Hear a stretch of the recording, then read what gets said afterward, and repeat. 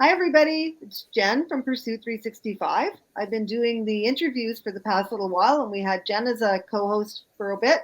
And now we're going to have the amazing Steph Purdy popped out, but I just know her as Steph Purdy. So Steph is we both live in Sarnia together. We kind of became friends. We didn't know each other the first time we both lived here. We both lived out west. Steph has numerous things that she does, including she owns a sandwich shop, which has the best sandwiches and soup in town, 100%. And she's a coach. Our Steph is going to be doing the interviews for a bit now, where she's going to help us out and be our new Talk Wednesday lady. And today she's going to be introducing Victoria Theriault. So Victoria and I have been trying to do this for a while. Victoria is a 2021 co-author, and she's a member for 2022, and we're hoping she comes back for the book in 2023. And this is the great part about this whole project. Just talking to Victoria right now, I found out what she actually does, and it's super interesting, and I love it. We just had a great conversation about it. So I'm going to let these two lovely ladies continue that conversation, and enjoy yourselves. Thank you, Jen. Okay, no problem. Jen. All right. Well, so great to meet you on here, Victoria. And this is what's so amazing about this Pursuit 365 community is it's just that door opener, right? To be able to say, hey, we right away have something in common, and it just makes a connection that much easier. So if you wouldn't mind sharing, I missed, where are you in the world? I heard you've lived in many different places, but where are you currently? So I'm in Ontario. I'm in the GTA. So I know this is Canada wide who sees this. So a suburb of Toronto, basically. You would know more specifically Oakville. So yeah. Okay. Wonderful. And you've been there for how long? I lived here from the time I was about 7. I was actually born in Ireland. So I do still have an Irish citizenship. I came when I was a toddler and was in Oakville and lived here, into my 20s. And then my husband and I got transferred. So we lived in a couple of the states. We lived in Massachusetts first, and then we lived in Michigan. And when my daughter was born there and we came back, settled here when she was a toddler, wanted to be back, around family and familiar environment. Sounds very familiar. I did very much the same thing, grew up here, moved to Vancouver area for many, many years, married a BC boy, and, back in my hometown. There's just something about hometown roots, right? Yeah. That draw many of us home. So great to spread your wings though for a while and try some different things. Now I did notice that, so correct me if I'm wrong, real estate background? Yep. So yes, I do have a background in real estate. Exactly. More so on the periphery of it versus sales. I was licensed at a period of time when I worked on a team. But that was never sort of my passion or my focus. It was kind of more in terms of supporting it. So I did it briefly, and then I ended up working at one of the national head offices, so Royal LePage Canada. I worked at their head office for 5 years. And that's actually where I first got involved with understanding about DISC, because we were using it to help people hire. So, making sure that people were going into it strategically instead of just emotionally or impulsively. A lot of times in sales, we have, people who are very good sales profiles. They tend to be more whimsical. They will do things on the spur of the moment. They have a great conversation. They think, oh, this person would be great on my team. I'll hire them. And then they're shocked when maybe, they're not suited to the role. So things like this really, become very, very important. So yes, working as that in my background is where I first got certified in DISC. And I know we're going to talk about that a bit, but that's what sort of opened the door for me. And once I had the door opened, I just kept going. I just saw all the uses and how valuable it was. And I just was like, okay, this is what I need to do. And I started my own business because I felt so strongly about it. I love that. And how long now have you been, so what is the name of your business?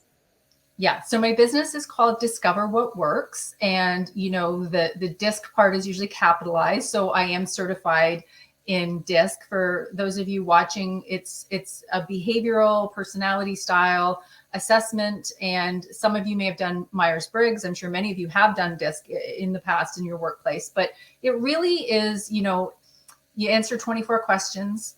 You can't imagine that you're going to end up with this detailed report and analysis that's so accurate that you are just gobsmacked. But that's what happens. And so, yeah, it's called ipsative, which means it's a forced choice between two or more favorable options. So a lot of times people will say to me, oh, wow, like I had a hard time. Like I didn't know, was I this one? Was I that one? I'm like, that's exactly what it's supposed to do, because in those moments is where they capture the nuances of your work style. And then you end up having this great report and a session, depending on, the circumstances. And it allows you to really understand yourself better, and B, how do you, connect with others, be that your coworkers, your manager. On the flip side, as a manager, it really helps the manager know, is this person's, work style appropriate for this role? Would it maybe be better suited for this role? And how ideally can you manage somebody by connecting to them, by speaking their language? So it's not like I ever say to people, oh, you can't do that. It's more about, let's figure out the best way to make sure you're working in your zone of strength and excellence. And again, if you're managing someone, how can you make sure that you are building a bridge to their personality style and motivating them, connecting with them the way that they need to hear it? Very interesting. So again, we were, talking offline before we started here today, and I had shared that I know nothing, and I tried. I'm a researcher, so I tried very hard to stop myself from diving in, because I really wanted to be able to extract from you, what it is you do. But in learning a little bit about you before we met this afternoon, I did notice, that in your podcast, you do have a podcast. If you'd like to share what that is and what it's called, where people can find you, what platforms are you on your podcast? Yeah, thank you. So my podcast is called Discovering You. So again, you're going to hear the DISC in there. So Discovering You, it's available anywhere that you listen to your podcast. So Apple, Google, Spotify, you name it. Also in the group chat, if you want, I posted it before, but we can post it again. I have a QR code that you can scan. I also have a link. So basically you just search for Discovering You on any of your platforms and you will find it there. And yes, I talk a lot about all kinds of things personality based. So DISC is sort of the main one. I always frame it up and try to explain things, using examples. So for instance, I know Steph and I were chatting about this before. One of the things I talked about was Enneagram. So how DISC would sort of pair up with the Enneagram, if those of you who know that. I've also done it, according to things like grit, mindset, all these things. I will kind of talk about what DISC profile tends to line up with things like that. Yeah. So right away, I was intrigued and drawn, because I've done a lot of work with an Enneagram coach. So, right away, I'm like, okay, well, I have an understanding of that. So it was very interesting to listen to your episode where you were coming at DISC, through the through the lens of the Enneagram, because then Right. That's something I understand. So now I know with Enneagram that it really looks at your motivation behind what you do. So in that realm of things, what nuance does DISC mainly pick up on in an individual? Like, does it pick up on personality trait? Does it pick up on what? Yeah. What? No, that's a really good question. So, I think we generally call these things under the umbrella of sort of, let's say, personality assessments, but to be fully accurate, they're actually behavioral assessments, or DISC is anyway. And so what does that mean? So DISC was developed specifically for the workplace. So things like Myers-Briggs are more I guess personally, I find that they're very interesting. They're cool. They don't have as easy an application in the workplace. DISC was definitely created for that. And it does look at things. So behaviorally speaking, right? And this is how you know if somebody is likely going to fit a certain role. So when I say behavior, and you talked about motivation, you can go through it and say, what are the motivators? So for the 4 DISC factors, D stands for dominance. That was the word that they used in 1928. Sounds sometimes super harsh, although I find most Ds don't mind it. But the other things you could say are like direct, determined, driven. That's very much high Ds. So Ds are motivated by tangible goals. So they want results. So when you are connecting with someone who you think is high in D, that's what you want to focus on. You want to basically be eye on the prize. What's the bottom line? What's the end result? Any way you can navigate how you're seeing things in that way, that's how you're going to strike a chord with a high D, right? So that's what motivates them.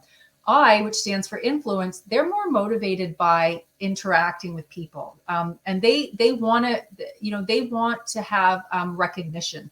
And recognition doesn't necessarily mean, your name in lights and all that kind of thing. It just means that they are connecting with another human being, and that human being is seeing them for who they are. So it's all about interpersonal connection with high Is, thus the term influencers.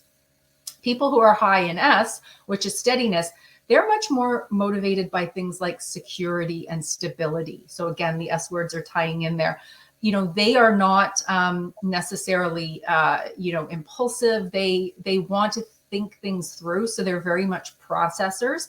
So oftentimes I will be telling someone who's either a manager about somebody, and they say, oh, like they don't seem to like hop on it right away. They seem to need to take their time. And I'm like, yeah, high S's.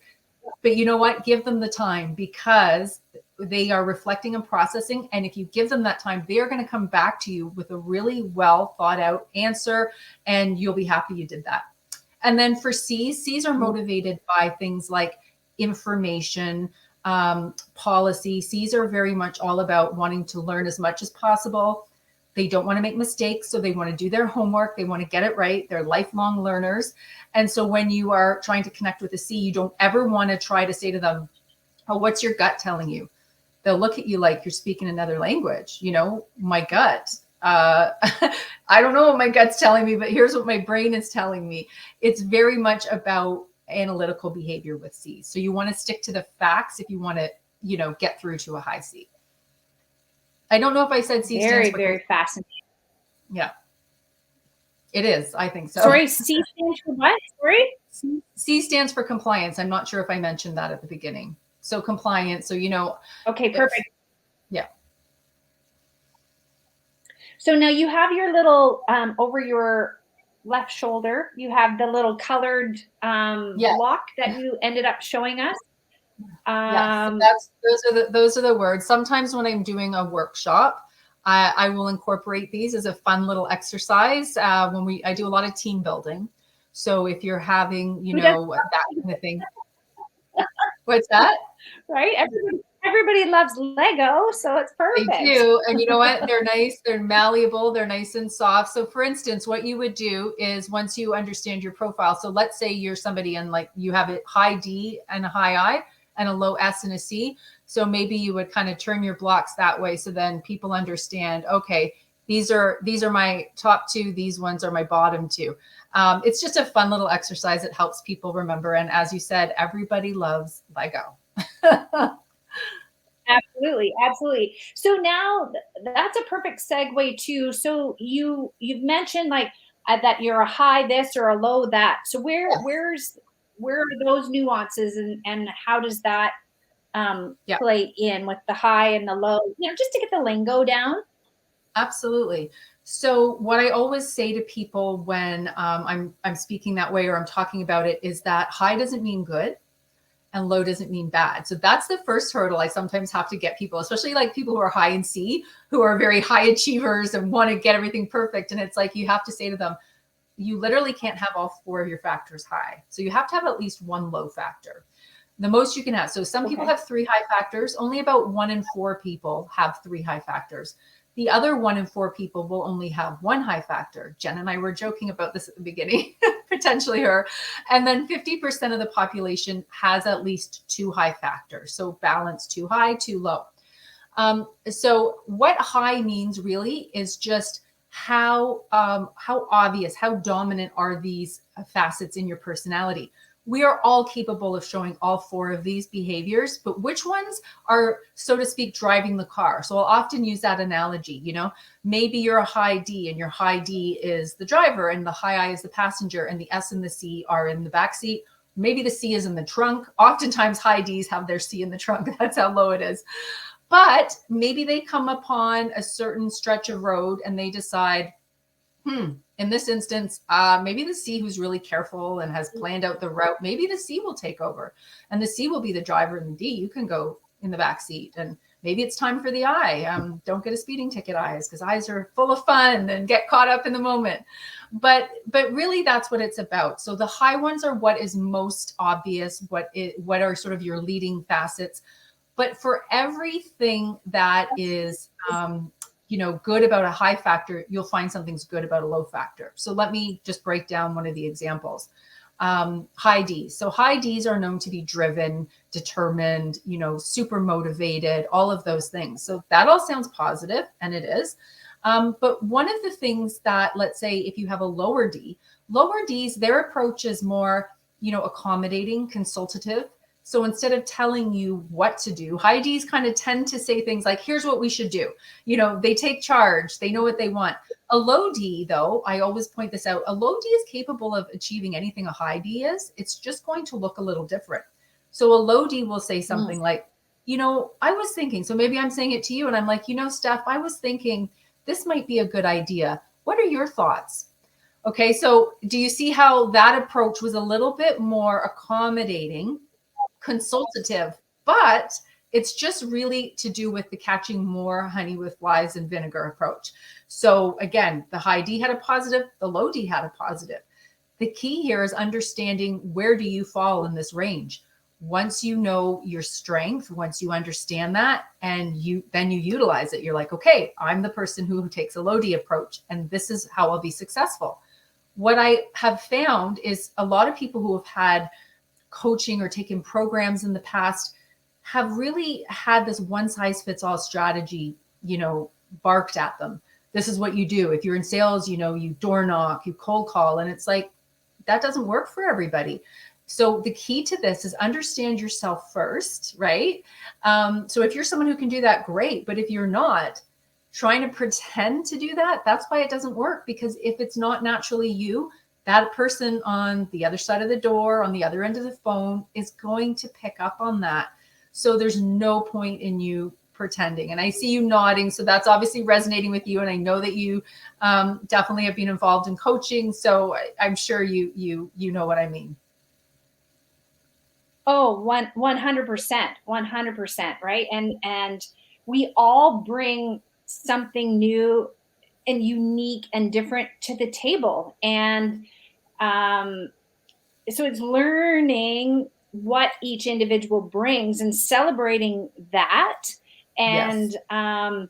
And then hopefully, then, okay, well, you bring this and you bring this. And it's then when we mash everybody together, you've got magic, right? Because I love that. Yes. If my husband and I were exactly the same, oh boy, right? Oh boy, right? Whereas my husband and I are so different. And I always say I'm able to be me and do what I do because I have my husband in the background, right? I'm driven, I'm goal oriented, blah, blah, blah.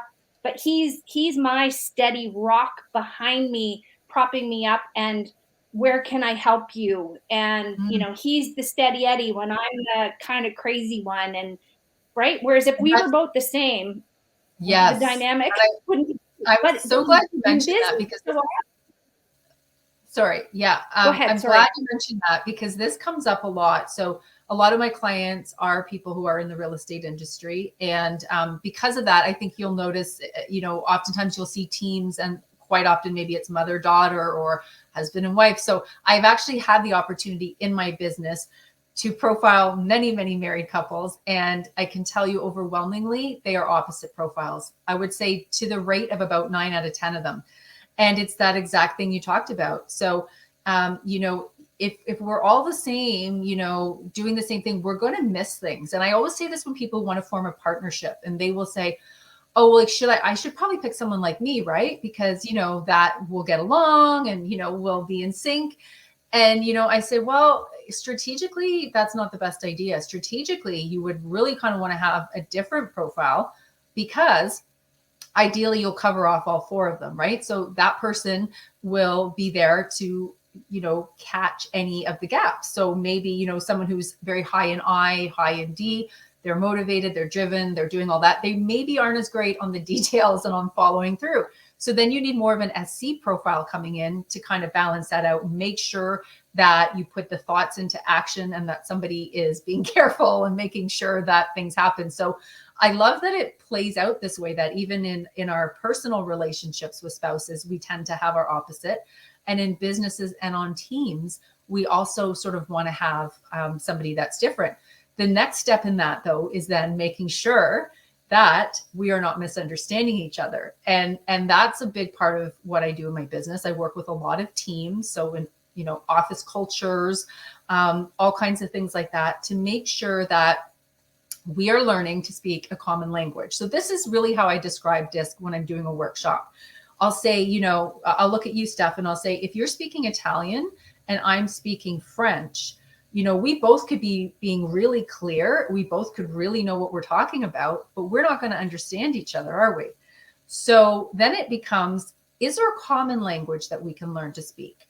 And when we understand something like using a platform like DISC, it's a neutralizer. It's a great equalizer because we all have profiles.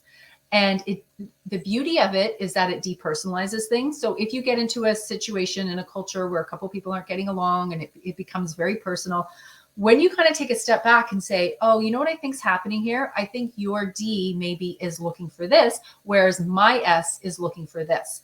Now, because we are taking it away and saying not Steph and Victoria, but your D and my S, then it becomes a little different. Now you can have some dialogues that potentially might have been emotionally charged, could have been uncomfortable, but now we have this platform. And the beauty is somebody can understand it much better. They can say, oh, now I know why Steph is doing that. Maybe she's motivated by this, whereas, she's motivated by tangible goals, whereas I'm motivated by security. And now I can see what that is. So I really find dramatic breakthroughs using something like this. And this is really why I do what I do, because oftentimes, especially in a corporate culture, they will see things like communication, team building as like a soft skill. And, I usually run a few stats at the beginning of it, and I show them things about successful office culture, successful teams. And the number one thing that causes teams to go awry, it's a breakdown in communication. So, it's crucial. This stuff is very, very crucial to success in the workplace. And as we talked about, your personal life too. Oh, I couldn't agree more. I was a communications major, and how many conversations I have with people where, simple communication, saying to someone, I'll be right with you, or just give me a moment, or whatever. Like, so many simple little, you don't have to know everything. Even that, right? Being able to say to somebody, you know what, that's a very good question. I'm not sure, because, too often that we want to justify and fill space and whatnot. And we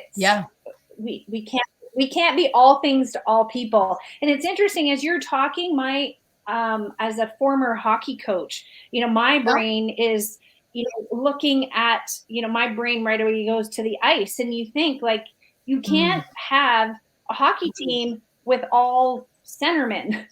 Every kid, when they start out, want to be a centerman. They think they're the goal scorers. No kid, when they first start, wants to be a defenseman.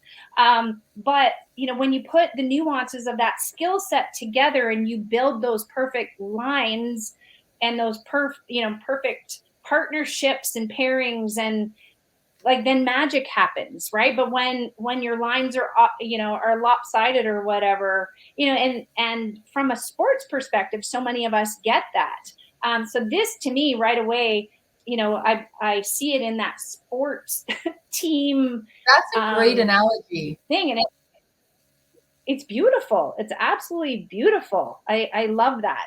So very, very interesting that you ended up gravitating, to the arena of, that you came from, and that you are finding that you are working with a lot of real estate companies, businesses, and whatnot. Because, one of my questions is, so often now in business, it's, what problem do you solve and who do you solve it for? And, we're encouraged to who's your avatar, who's your ideal client. And, so I would love to know, right, if you could create your perfect scenario of who you just like love to get into the trenches with, who is that? Who are you most drawn to with DISC and to work with? So do you mean in terms of my ideal client or situation? Is that what you're asking me, who I would find? Okay. Yeah. I mean, I definitely enjoy working with people one-on-one for sure, because I know there's a lot of candor and people will tell you things, and I enjoy that. But I have to say, when I'm working with a team that, maybe has in the past experienced some challenges, and, they are just sort of following the script that they followed for the last few years, and they're still having their grievances and doing that. And for me, if I can go in there and show them a different option, have them be able to look at things from a new perspective, and have what I will, borrow from Oprah, who always would call them light bulb moments. That is so gratifying to me when I'm doing a team workshop and I see somebody have a breakthrough. Like one person, like you can literally sometimes, boom, you can see like something's gone on here. And like, they'll start off with, oh, wait, you mean you don't care about such and such? Or, oh, do you? And then that person's like, exactly. And then they're just looking at each other like, oh my gosh. And some of them will literally say it in the moment. Some of them will tell me afterwards, but I guess it's one of those things where once I had the knowledge, I'm like, oh my goodness. First of all, I think I wish I knew this back when I was a teenager or in my early 20s. It would have helped me out so much. And I guess I feel like I'm compelled now that I know it to kind of help as many people as I can with it. So when I see a situation where people just go in, and you can see sometimes when it's a situation like that, not everyone is super excited necessarily to come into this workshop. They're thinking, oh, here we go. And to see somebody like that have a transformation, to have, change the way that they are viewing things, and to actually see a viable solution to maybe something that they thought was just going to be ongoing. I just find that so rewarding. Excellent. So in that, you've made a perfect segue to one of my questions that I have for you. And that is, if you could give one piece of advice to your younger self, and this could be business or it could be personal, what piece of advice would you give to young Victoria? Were you always Victoria? Were you a Vicky when you were younger? Well, I have a funny story about that. No, I've always been Victoria. I went through a very, very brief phase when I went to high school. I think one of the teachers on the first day said something like, oh, do you prefer to be called Vicky? Or like, it just felt, all of a sudden I felt like, oh, I'm so grown up that a teacher is actually asking me, do I want to be called this? And it kind of was this thing like, oh, here's high school Victoria. Maybe I'll try on this new identity, right? So said, oh, sure, Vicky. So, of course, this is before everyone texted each other. So I'm dating myself a bit, but I would get phone calls from my new high school friends to the house, and they would call up and say, can I speak to Vicky, please? And here's how this went with my mom and dad. Vicky? Oh, no, you must have the wrong number. So very short-lived phase. And I don't even know why I did it, because that name just is not me. Like, it definitely isn't. I'm 100% a Victoria. And so anyway, that's the little history there. That was not going to work out well in my family, let me tell you. Gosh, there's so much advice I could probably give myself, but I think what I would probably say to myself is don't try to mold yourself to be something you're not. Don't try to conform. Don't, the whole like square peg in a round hole. I think when we're younger, and I really do hope this is changing, and I do see it with my daughter a bit that I think it is. I just think when I was younger, there was sort of an ideal. This is the ideal. This is the kind of thing you do. This is the marks you should have. These are the things you should be taking. This is what you should take at university. And again, I think probably what drives me in this industry is my whole thing about there is no cookie cutter mold. There's no one size fits all strategy. So I think if I could have been more comfortable with my strengths and in my own skin, I think I would have saved myself a lot of heartache and grief in trying to be somebody that I just wasn't. Love that. That is great. That is great. So now we see a wall of books behind you. And anybody that looks at your social media will see that you are an avid reader. I even noticed that you were really introduced to DISC, through a book. But what are you currently reading? Or are you currently reading something? Oh my gosh. So I'm always currently reading something. I have to read at night before I go to sleep. Doesn't matter how late it is or what I've done. Even if I fall asleep after 3 minutes, I just have done it ever since I can remember. So currently, and here's the other thing too, is I usually have a book that I'm kind of reading for work, like for business, and then a book that I'm just reading, for pleasure, for nighttime. So the book that I'm reading you too? Yeah. The book that I'm reading. So the book that I'm reading right now, that I'm reading in terms of, applying to my business is Adam Grant, and it's called Think Again. I don't know if you're familiar. Adam Grant is an organizational psychologist, and he's got a podcast, and he's super interesting and fascinating. He was actually just also on, I think I saw this for you on your social stuff, Brene Brown. I think you're a big fan of Brene Brown. Is she? Yeah. And so, and her book too, I have her book, Atlas of the Heart. That was something that I definitely looked at. I always try to apply these things also to my business. I learn all kinds of things from it. And, I also am certified in EQ, so not just DISC. So EQ being emotional intelligence. And a lot of the things that I help people with, I actually have taken from Brene's chapter in Dare to Lead on empathy, because empathy is one of the cornerstones of emotional intelligence. So a lot of the things that I'm helping out with people with EQ, I actually have a great resource in Brene for that.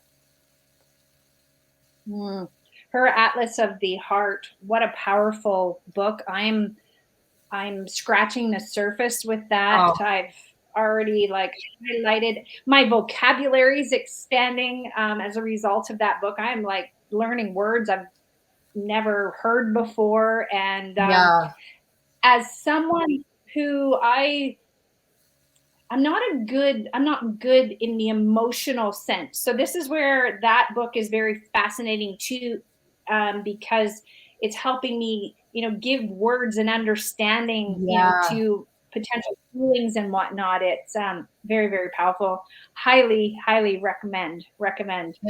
It's great. It's a beautiful book too. It's almost like a coffee table book. It's got really nice illustrations and all of that kind of stuff in it. But yeah, it really helps put,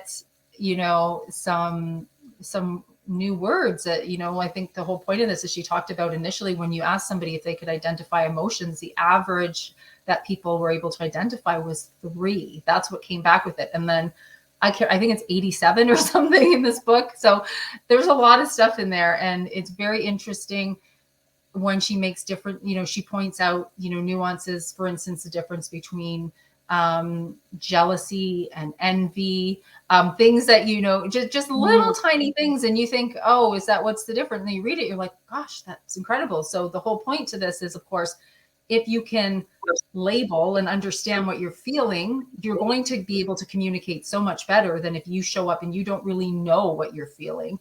it sounds crazy, right? We all think, of course, we all know what we're feeling, but I can tell you that from doing EQ coaching, we often can see what other people are feeling. Like we are better at picking up on other people's vibe or what they're doing than we are on our own. So, that's a whole other facet and conversation. 100%, 100%.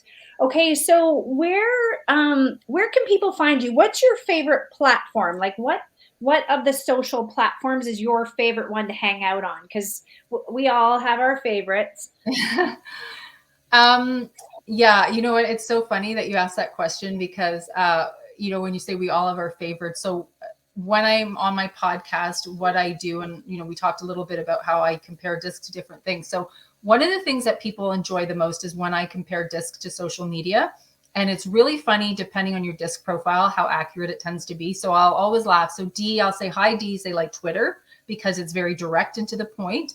High I's tend to like Instagram or TikTok because it's all very friendly and very lovey. High S's tend to like Facebook because there's more room for give and take, for listening and support.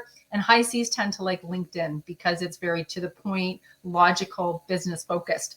So that was a bit of a long-winded answer, but I couldn't resist the chance to explain it in a different way. I'm on Facebook and Instagram. Those are the two that I definitely am on. So, on Instagram, it's Discover What Works. I do have a business page on Facebook under the same name, also my first and last name for Facebook, Victoria Theriault. And I have a website, discoverwhatworks.org. And of course, my podcast, Discovering You, which is available on all podcast players. Okay, so that's another interesting question then, because we haven't got to, so is your comment that you just made, is that true for you?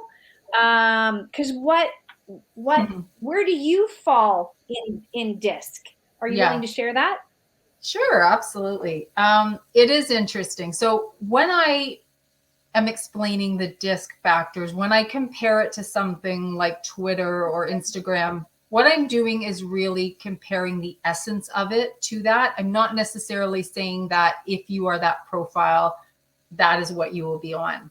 It just does tend to link up quite often. So for me, realistically, the one that I'm used to, the one I prefer would be Facebook, and that would line up because S is my highest, followed by C. I don't think I mentioned that. I am on LinkedIn.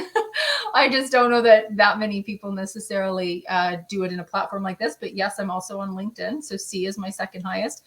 And then for me, I'm one of those people that have the 3 high factors. I have a very midline high D. So it's just above the line, meaning and when your D is sort of just moderately high, it tends to speak more to things like motivation, the fact that I have my own business. That's really where it comes in. Before I had my business, my D was just below the line. So that one, when your factors are sort of close to the midline, you can kind of dial them up or dial them down accordingly.